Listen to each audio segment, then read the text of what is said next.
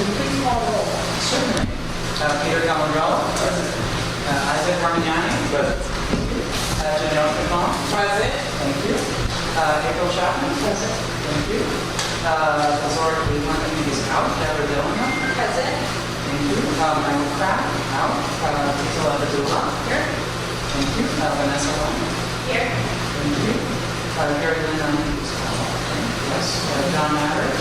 Present. Thank you. Donald Nesbitt. Present. Thank you. And I think we have a quorum. Excellent.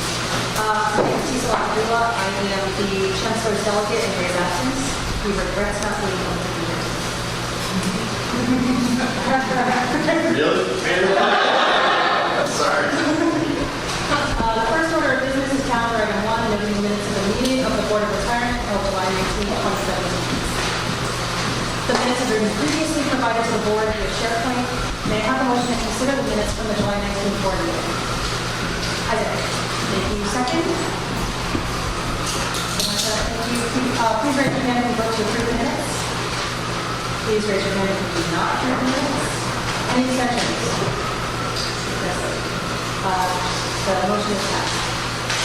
With one exception. Next on the agenda is the Executive Director's update. Sandy, would you like to share your remarks? Thank you so much. A couple of items of events very recent past are coming. Today there was a very interesting webinar sponsored by BERS. It included Chief Actuary of New York City. It was on the management of public pension plans. And it is a very good briefing on actuarial analysis. I actually recorded the event. It will be up on SharePoint the next day or so and be available. It's about an hour. It was actually very valuable for someone who wants to understand the controversies of our public plans and actuaries. It's a very valuable thing. The October 3rd and 4th is coming up next week. We have 11 attendees going to the Mayor's Office of Pension and Investments Public Pension Trustees Fiduciary Conference. This is something we recommended at the last two meetings. As I indicated, we have 11 attendees going.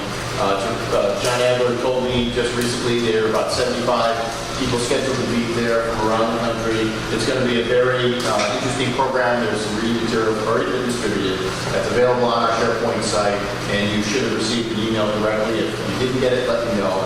If there's anyone who wants to attend, I'm told it's closed, but money talks. So if anyone would like to go, it's October 3rd, 4th, New York Law, in the city. It's an all-day program the first day, about 3/4 of the day the next day. Get back to me. We can still get you in there.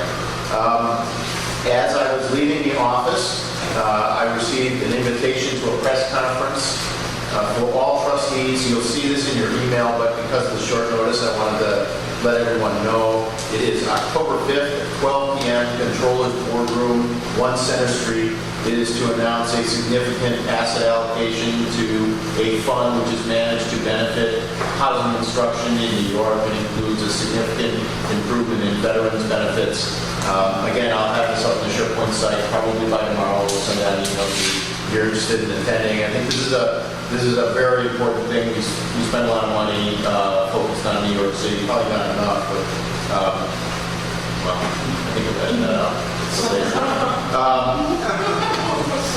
A couple of items for internal business. CPMS, we've rolled out 2 very significant software improvements. We're dealing with bugs and fixes in the system. We do have some membership issues because we have been delayed with some transactions, but we're working aggressively to get that fixed and communicate with members to keep them happy about what's happening. There'll be a letter going out soon to union representation and to trustees, including trustees of PRS, because we have some membership crossover about this, and we're trying to build up a backdoor way for members who have a problem get around one of our issues, which is our phone system. And an update on the phone system, we have successfully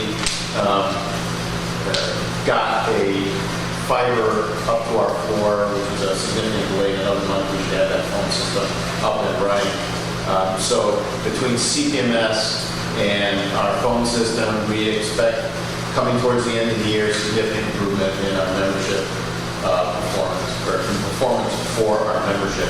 And something to think about going forward, we will be, we're starting early work on improving our capabilities of doing web-based transactions with our members, and that'll be coming next year. So you'll be hearing a lot more about that over the next few months because we're going to be moving up our budget approval process earlier in the year, but you'll be hearing about that. Our investment performance. So this is public session. Michael Wright will have more to say about our investment selections later in the executive session. But Michael, would you like to update the board on the recent investment performance? Sure. I think there's something in the folder. Basically, has some little summary comments versus investment commentary. Anybody needs a copy of it, got another copy. So we started this last time. We're going to give a minute or two on what happened with the performance summary of what happened, maybe less than a minute. So we scaled this down. We'll only talk about kind of the funding and the fiduciary issues on an annual basis. But I think the middle set of points there are really key. For our trailing fiscal years, data through June, we're at $5.3 billion and a 15.3% return. So I'm sure you've seen a lot of press. I mean, Harvard was up 10. Some of the other entities that had June reporting much lower than that. I also think that one of the 5 systems we were the best on the system. And then, as important for all of us as fiduciaries and monitor this, we beat our policy benchmark by a significant amount, 13.4. And we outperformed the actuarial expected return, which was 7%. So in terms of funding, our funding would have improved last year. As important, I said we did better than the other 5 systems. We also did better than 95% of the other similar size public retirement systems that we track. So that's those above $5 million. So a very good reason for that is that summary right below that. Our asset allocation was overweight to U.S. and non-U.S. stocks. We were underweight to bonds. We didn't have as much in private equity. We didn't have as much in infrastructure. All those things like U.S. stocks, which were almost 17%. On the next page, just the other item we like to talk about is that policy at the top just shows where we're over and underweight. I apologize, it's black and white, but basically it shows that we're overweight to U.S. and international stocks. Down at the bottom, as important as that short-term performance I commented on, if you look at the since inception numbers, which I believe was all the way, I want to say it's 97 that I've been involved in the plan, we tracked it. We have an average annual return since then of almost 9.3%, which is kind of like an equity return. So I think we can all feel very positive when we talk about the actual talks about a 7% expected return. We've achieved that. And we have, not to say we haven't had some period, like 3-year period where we didn't do it. And that's why the actuary also does some smoothing. That's why we look at the long term for our focus on this. But I think it's important to remember that not only do we have a very good 1 year, but that helps our long-term performance on funding. So that's the summary. Thank you, Michael. And then finally, just everyone's be ready for October 25th. That's our next board meeting. And you're reminded about it again. It's in Staten Island. I understand that can't be heard. But if you prepare for it, the next it won't feel so bad. Keep thinking about it. Thank you. Thank you, Sandy, and thank you, Michael. Next item on tonight's agenda are calendar items 2 through 13, the ordinary business of BERS. Is there a motion to consider calendar items 2 through 13? John, would you second? Yes. Alex, can you please tell us about the ordinary business of BERS? Certainly. So these are the retirements, death benefits, and refunds process since the last time the board meeting. Thank you, Alex. We will now vote on these items. Please raise your hand if you vote to approve calendar items 2 through 13. Any opposed? Any abstentions? The motion is passed. The next item on the agenda is calendar item 14, authorization to the controller of the City of New York to add recommended firms to a pool of equity index investment management services firms for potential future use. As we will be discussing investments, I will close moving into executive session. Is there a second? All in favor of moving into executive session, please raise your hand. Any opposed? Any abstentions? Okay, we will move into executive session. Please turn off the camera. All right. Thank you. We are back in public session. Alex, can you please report out the board's actions during executive session and attorney-client session? Certainly. We voted to approve to decline a settlement offer in a litigation matter, and the board also voted to advisability pending reconsideration and admissibility. Thank you, Alex. The next item on our agenda is calendar item 19, fiscal note report. Can I have a motion to discuss this item? Deb, thank you. Second? Warren. Our actuary, Sam Rumley, is here and has asked us to note the receipt of the fiscal note report dated August 15, 2017 and September 20th, 2017. These documents have been uploaded to SharePoint. Sam, can you please give us some commentary regarding these fiscal notes?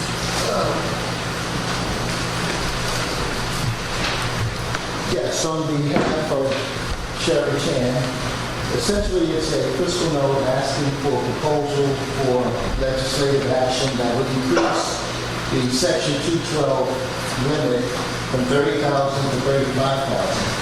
That limit was last increased in 2007, so it's probably in need of corrective action in terms of legislation at this point.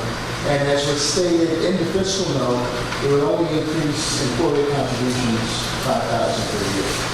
$5,000 per year. Correct. Does anyone have any questions for Sam? Thank you. Thank you. The final item on this evening's agenda is calendar item 20, authorization to enter into an agreement with Presidium Network Solutions Group LLC for goods and services related to the deployment of unified communication wireless local area network and switch implementation. At the June board meeting, the board discussed the need for a call center at BERS. The board approved entering into an agreement with Presidium.